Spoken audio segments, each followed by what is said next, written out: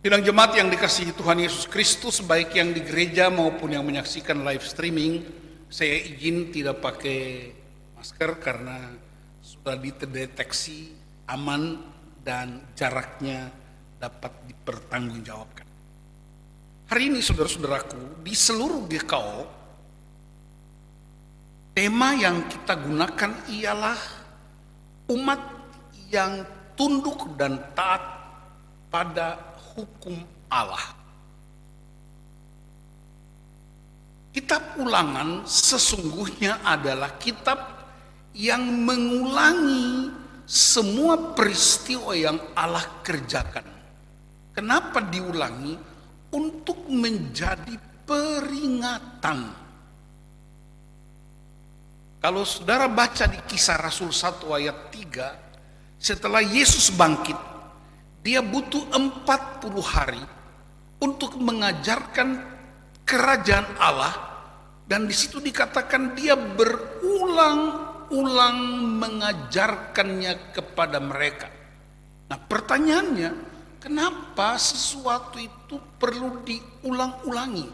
Yesus sendiri 40 hari mengulangi satu topik, kerajaan Allah. Diulang-ulangi karena yang pertama ini penting dan urgen. Karena itu diulangi. Yang kedua, kenapa diulangi? Karena kita sering lupa. Dan yang ketiga, mau tahu alasan ketiga? Yang ada di gereja boleh ikuti saya. Coba jari telunjuk, taruh di kepala, tekan kepalanya agak keras. Nah, rasanya apa? Karena keras kepala. Ya, jadi ada 3 alasan sesuatu itu diulangi. Karena urgen dan important, mendesak dan penting. Yang kedua, karena kita suka lupa. Jangankan lupa firman, ada orang lupa kalau sudah kawin. Ada lupa kalau sudah punya suami. Lupa kalau sudah punya anak. Saya harap saudara mengerti pesan itu. Dan kenapa diulangi? Karena kita, Alkitab menyebut, karena bangsa ini, umat ini tegar tengkuk. Itu orang Ambon bilang kepala batu.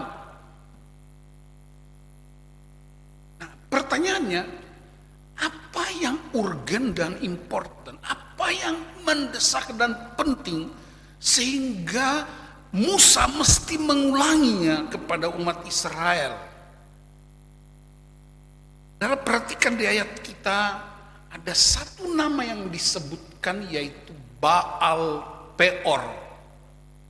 Kamu lihat apa yang aku lakukan terhadap mereka yang datang kepada Baal Peor. Dalam Bilangan pasal 25 diterangkan, Baal Peor adalah satu dewa yang didatangi oleh orang, baik orang-orang Midian maupun orang-orang Kanaan, dan orang-orang Israel itu ikut menyembah berhala.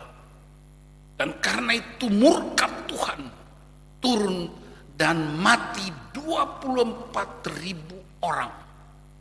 24.000 itu satu kota, itu satu kecamatan lebih.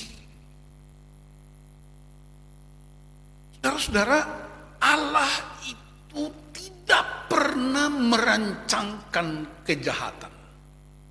Allah itu Allah yang penuh kemuliaan, ajaib, dahsyat, damai sejahtera, kasih, sukacita, everything is good, bahkan very good, semuanya amat baik.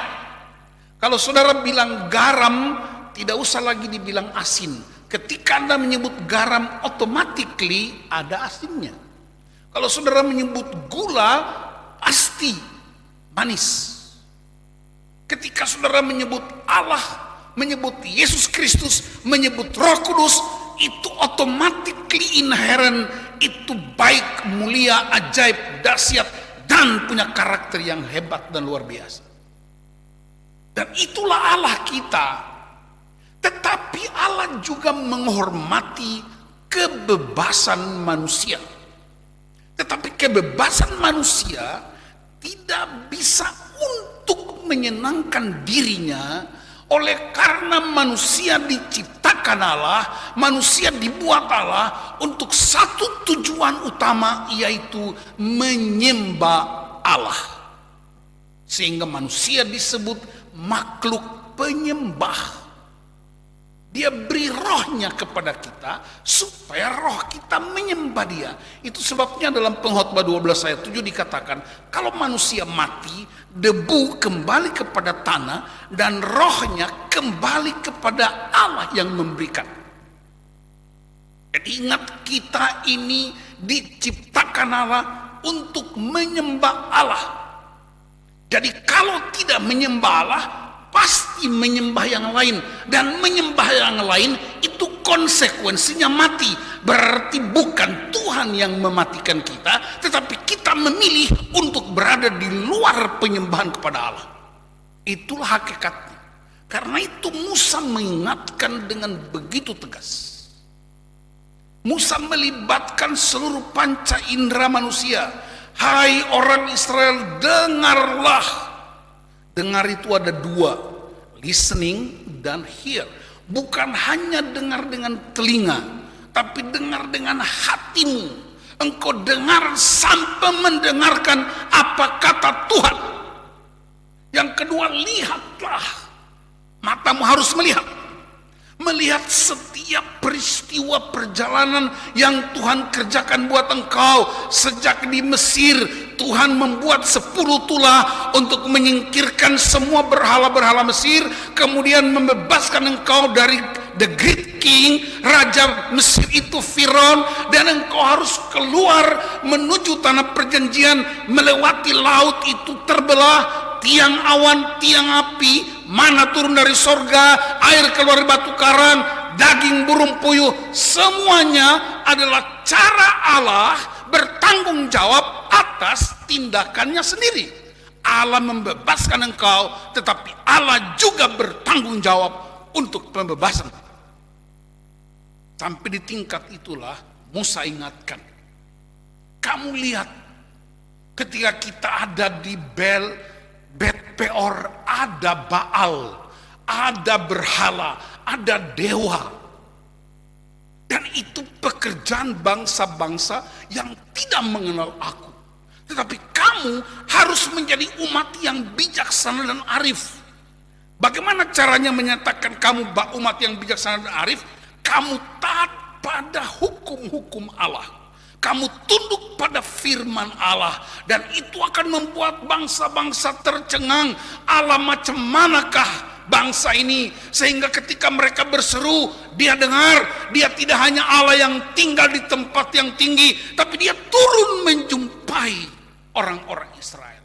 Sebegitu dahsyatnya Allah itu memelihara umatnya. Dia tidak hanya datang dalam tiang awan yang melindungi mereka dari panas matahari. Dia tidak hanya datang dengan tiang api yang memberi penerangan dalam perjalanan di malam hari. Dia tidak hanya datang dengan roti dan daging untuk kebutuhan makanan mereka. Tidak hanya keluarkan air dari batu karang. Bahkan di kitab Ulangan dia katakan, baju satu dan sepatu satu selama 40 tahun tidak rusak. Wow, dahsyat sekali. Allah macam itu tidak ada di tempat yang lain. Hanya Allah orang Israel. Dan itulah sebabnya engkau menjadi umat yang istimewa. Umat Israel itu kenapa disebut istimewa? Karena dari segala bangsa kamu yang dipilih. Untuk apa dipilih? Supaya kamu menjadi model, menjadi contoh, supaya bangsa-bangsa lain ikut datang menyembah Allah. Dan itu kan perintah Yesus, pergilah jadikan semua bangsa muridku. Supaya segala bangsa datang menyembah dia. Bahkan Yesus bilang dalam Matius 24 ayat 14, kesudahan segala sesuatu kalau Injil kerajaan Allah sudah didengar segala suku bangsa. Karena itu saudara-saudaraku, jangan percaya kalau orang bilang pandemi ini tanda-tanda akhir zaman. Jangan percaya. Itu bukan nubuat, tapi itu namanya lubuat. Banyak orang berlubuat. Sebab kalau tanda-tanda macam begini akhir zaman, kenapa air bah di zaman Nuh enggak akhir zaman? Kenapa Sodom dan Gomora dimusnahkan? Kenapa enggak akhir zaman?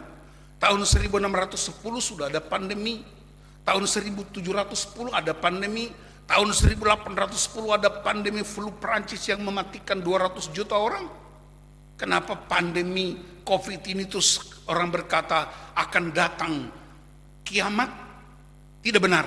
Yang benar ialah ucapan Yesus dalam Matius 24 ayat 14. Injil kerajaan Allah harus didengar segala suku bangsa. Baru tiba kesudahannya. Dan ada ribuan, bahkan mungkin puluhan ribu, ratus ribu suku yang belum mendengar firman Allah. Yang belum mendengar Injil kerajaan Allah. Dan itu sama dengan apa yang disampaikan Musa kepada umat Israel. Ingat ini baik-baik. Orang Manado bilang, ingat. Diulang-ulangi karena urgen, mendesak dan penting. Bukan hanya buat kamu yang sedang di dalam padang gurun ini, tetapi bagi anak cucu cicitmu sebagai generasi demi generasi. Aku Allah masa lalu, Allah masa kini, Allah akan datang jadi pemeliharaanku buat nenek moyangmu, buat engkau dan anak cucumu. Tetap akulah Allah dan tidak pernah berubah. Itulah hak istimewa orang Israel sebagai umat pilihan. Dan kita disebut Israel baru karena Kristus Yesus. Maka hari ini kita juga diingatkan, diulangi lagi kebenaran ini. Dengan apa caranya kita mengingat? Lihat, matamu itu lihat pekerjaan Tuhan yang dahsyat dan ajaib. Karena banyak orang lihat mujizat, tapi mereka nggak percaya. Dengar firman Allah, jangan dengar hoax dan dengar gosip. Lihat perbuatan-perbuatan Allah yang hebat dan dahsyat setiap hari. Ketika engkau berseru, dia dengar. Engkau memanggil dia datang kepadamu. Dan kedatangannya dahsyat dalam diri Yesus Kristus Tuhan. Perhatikan saudara-saudaraku yang dikasihi Tuhan. Apa yang diajarkan pada pasal 5 diulangi pengajaran Keluaran 20. Yaitu 10 hukum yang diberikan oleh Musa dari 2 loh batu di atas gunung Sinai itu. Keluaran 20 ayat 1 sampai 17 itu diulangi lagi sebelum mereka masuk tanah Kanaan, dan diucapkan oleh siapa? Oleh Musa. Padahal waktu itu Musa sudah tahu bahwa dia tidak boleh masuk tanah perjanjian. Wow, ini pemimpin yang hebat. Dia udah tahu nggak masuk, tapi dia tetap konsisten mempraktekkan firman Allah. Berapa banyak diantara banyak orang Kristen, kalau lagi melayani, wah itu dahsyat banget, jam terbang tinggi. Tapi begitu udah selesai jabatannya, wah dia nggak mau dengar lagi firman Tuhan. Hari ini kita diingatkan untuk apa? Karena untuk kepentingan Allah, supaya Allah dipuja-puja oleh bangsa-bangsa, untuk kepentingan kamu, untuk mewariskan kepada generasi baru, anak cucu cicit di negeri yang akan mereka masuki, supaya panjang umur dan berbahagia. Haleluya. Siapa yang tidak mau anak-anaknya berbahagia? Siapa yang tidak mau anak cucunya panjang umur?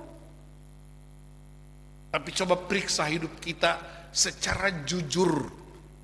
Apa yang kita wariskan buat anak-anak kita? Wariskan rumah, tidak salah. Baik. Wariskan deposito, tidak salah, itu baik. Wariskan gedung gereja, tidak salah, itu baik. Tapi yang mesti kita wariskan ialah karakter Allah dalam Kristus Yesus. Karena 1 Yohanes 2 ayat 17 berkata, dunia dan segala keinginannya akan lenyap. Tetapi mereka yang hidup dalam firman Allah akan terus bertahan sampai selama-lamanya. Kenapa? Karena firman itu Allah. Karena firman itu Kristus yang menebus, menyelamatkan, dan memulihkan. Saudara-saudara yang dikasihi Tuhan Yesus Kristus. Pertanyaan kedua ialah kenapa orang Israel bertemu banyak mujizat, mendengar suara Tuhan langsung seperti saudara dengar suara saya. Wow, saya juga rindu itu kalau dengar suara Tuhan langsung. Ada orang bilang, Pak Pendeta, tadi malam saya tidur dan saya kaget bangun, saya dengar suara Tuhan. Yang benar saja, kalau ada orang lain dengar suara Tuhan langsung, puji Tuhan, mungkin itu Tuhan datangi khusus itu. Kalau saya mendengar suara Tuhan, itu melalui ini. Inilah suara Tuhan. Dari Kejadian sampai Wahyu, itulah suara Tuhan. Dibacakan, diucapkan. Kita mendengar dan melakukannya. Ketika kita mendengar suara Tuhan, ketika kita menangkap isi hati Tuhan, maka tindakan kita, praktek kita, hidup kita pasti diberkati. Karena hakikat Allah itu adalah hakikat yang suka memberkati. Seorang hamba Tuhan berkata, Tuhan tidak pernah berbohong, Tuhan tidak pernah ingkar janji, Tuhan tidak pernah batalkan janjinya. Yang mengucapkan itu Raja Daud dalam Mazmur 89. Dia berkata, Allah tidak pernah batalkan janjinya, dan dia tidak pernah membatalkan ucapan bibirnya. Itu Allah yang kita sembah dalam Yesus Kristus. Nah, dalam situasi yang sedang kita hadapi, apakah PPKM karena COVID, karena berbagai problem, ya semua aktivitas harus tertunda, keadaan ekonomi yang morat-marit, kebutuhan terus bertambah, tetapi pendapatan berkurang, persembahan di gereja pun bisa mengalami penurunan karena pendapatan jemaat berkurang. Semuanya campur aduk. Tapi satu hal yang mau saya beritahu, ketika Allah menciptakan dunia, Dia tidak menyingkirkan kegelapan, tapi Dia hanya memisahkan terang dari gelap. Dan karena itu, teranglah yang mesti menerangi kegelapan. Dan terang itu dalam Kristus dan orang-orang yang ditebus oleh Kristus. Itu sebabnya Dia berkata, kamu adalah terang dunia. Kamu adalah garam dunia. Jadi kebenaran-kebenaran yang kita nikmati itu baik. Saudara-saudaraku yang dikasihi Tuhan, yang terakhir, ada banyak motivasi yang baik dari segala macam orang di dunia. Apakah orang percaya atau orang tidak percaya, namanya motivator, selalu memberikan pengertian-pengertian yang baik. Apakah itu baik? Baik. Ada sejumlah instruksi yang dikeluarkan oleh segala macam lembaga, bahkan orang tua pun bisa menginstruksikan anak-anak. Apakah itu baik? Baik. Ada sejumlah perintah yang dikeluarkan oleh berbagai pihak, termasuk di rumah, termasuk di gereja. Baik? Baik. Tapi saya mau beritahu, hanya yang menyelamatkan cuma satu. Injil, firman Allah adalah kekuatan Allah yang menyelamatkan. Kita Dan gak bisa lagi atur hidup kita dengan perintah, instruksi, peraturan. Tapi kita diatur oleh firman Allah. Kita tidak diatur oleh masker, tapi kita yang ngatur maskernya. Jangan pakai masker karena peraturan pemerintah, tapi Anda pakai masker karena Anda menghormati Allah. Dan cara menghormati Allah ialah memelihara keselamatanmu dan keselamatan orang lain. Itulah artinya taat pada firman Allah. Orang taat pada firman Allah, dia taat pada rambu lalu lintas. Sebab ketika engkau menyerobos lampu merah, kemungkinan akan terjadi kecelakaan. Berarti menghormati Allah sama dengan menghormati semua value yang berlaku di dalam masyarakat. Itu artinya semua motivasi itu baik, semua instruksi, peraturan dan apapun itu baik, tetapi dia tidak menyelamatkan. Yang menyelamatkan kita ialah Injil Kerajaan Allah. Yang menyelamatkan kita ialah firman Allah. Dan itulah sebabnya Musa sebelum masuk di tanah Kanaan, dia tidak bisa masuk. Yosua sebelum mereka menyeberang masuk ke tanah Kanaan, Musa ingatkan umat, ingat firman Allah yang pernah aku ucapkan, hukum 1 sampai ke 10, kamu berpegang teguh. Dan peringatan penting, jangan tambahin apapun, jangan kurangi apapun. Apa artinya ini saudara-saudara? Jangan tambah dan jangan kurang. Karena di sekitar bangsa ini ada pengajaran-pengajaran yang lain. Ada dewa-dewa lain. Ada penyembahan-penyembahan yang lain. Dan jangan kamu ambil pelajaran-pelajaran lain di luar firmanku. Itu yang disebut segala macam hikmat dunia, pengertian dunia, motivasi dunia. Jangan ambil untuk memanage hidupmu, memanage gereja, tapi pakai firman Allah untuk memanage gereja. Karena firman itu isi hati Allah, dan gereja lahir untuk menjadi umat pilihan baru, Israel baru, yang membuat orang berkata Tuhan itu dahsyat, gereja itu adil dan bijaksana, karena dia taat pada firman Allah. Tuhan memberkati saudara-saudara. Haleluya. Amin.